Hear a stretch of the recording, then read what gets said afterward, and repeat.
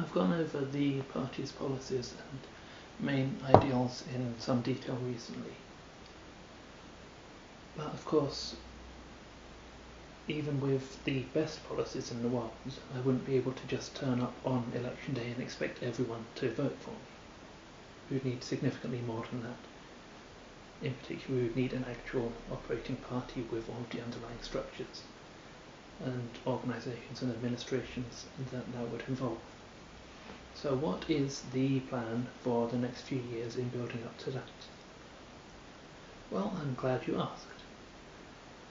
In general, for the moment, we are focusing entirely on social media and in trying to gain interest and attention on there from as many people as possible. The social media accounts, particularly Twitter, which is formatted in such ways to make it easy to share our ideas with other people around the world and across the country, we are getting a slow, steady increase in the amount of attention that we are getting, and gradually more followers, subscribers and so on. It's off to a slow start, but that was entirely expected.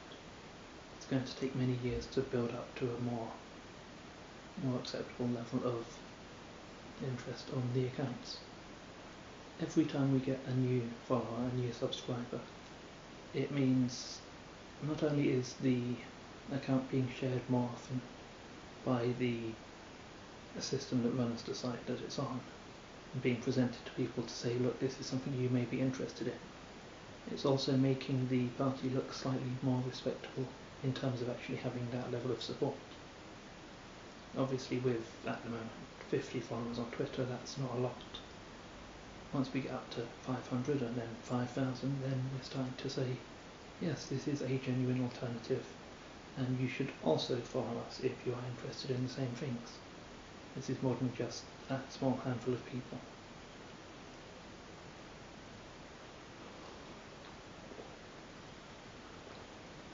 We'll also need to put forward candidates for election to various positions. That's something that we would definitely need regardless of the amount of electoral support we had.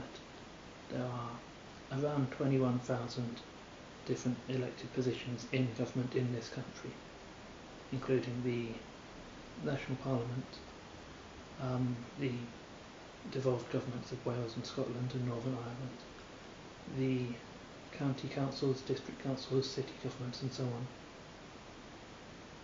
It's 21,000 positions that we can put someone forward as our candidate to be elected to. And ultimately I'd like to fill as many of those positions as is at all feasible, but that's for 10 years down the line rather than in the next couple of years. The next election to which I would be able to stand for election myself would be in 2018 for the local city council, which I fully intend to put myself forward for and hopefully gain at least a small number of votes. In terms of the general election coming up in just over 3 years, the aim is not to try to win immediately. As a relatively small party, as we would still be even in 3 years' time, we would need to put forward a limited number of candidates. It would not be in our best interest to try to put forward a candidate for every single constituency across the country, particularly not to try and campaign in every single constituency. By limiting ourselves solely to the ones that we have a good chance of winning in, we stand a better chance of being able to focus our efforts on those specific areas and actually getting good results from them.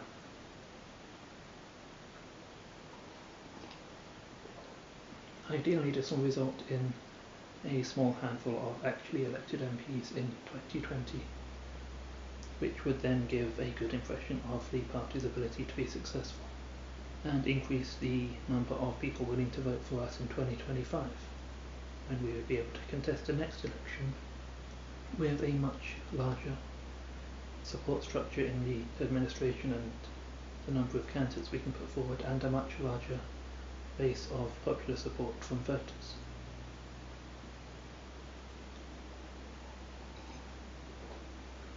We'd also be putting forward candidates for local elections every year in order to try and get as many people as possible into those positions in order to make a significant difference in the local government, both to pursue our policies and opinions on how things should be run, and also to just generally give a good impression of how we can do in government in order to then try and get support in the general election from that. So overall we're looking at a slow, steady build up year after year for the next 10 years, rather than a significant rush towards gaining a lot of popular support over a short amount of time, which could see us then being largely forgotten about shortly afterwards, when people generate a new interest. If we gain the support steadily from people who will remain committed long term, then we will have a good core of support for many years to come that we can continue to rely upon.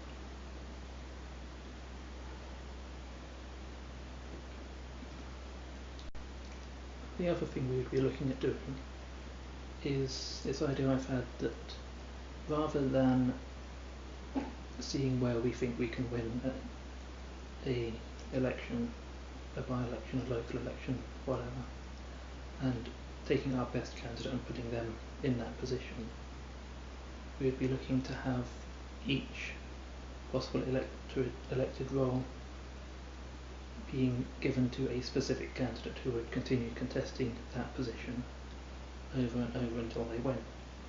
That would mean that each constituency in Parliament and each ward in the local elections would have a specific person dedicated to it who would continue campaigning year after year in order to gain support for themselves personally as well as for the party, rather than just saying vote for this party and then sort of moving in our choice of candidate in the days leading up to the actual vote. I feel that would be a way to just get a more effective support from the local community by having someone that they can recognise and trust, rather than having to rely solely on their support for the party's brand name. All in all, I hope it goes well. I'm kind of optimistic about this, but there's plenty of places where it could fall down, or at the very least take significantly longer than I'm hoping it will. But for now, everything is going at least according to plan, if not significantly better.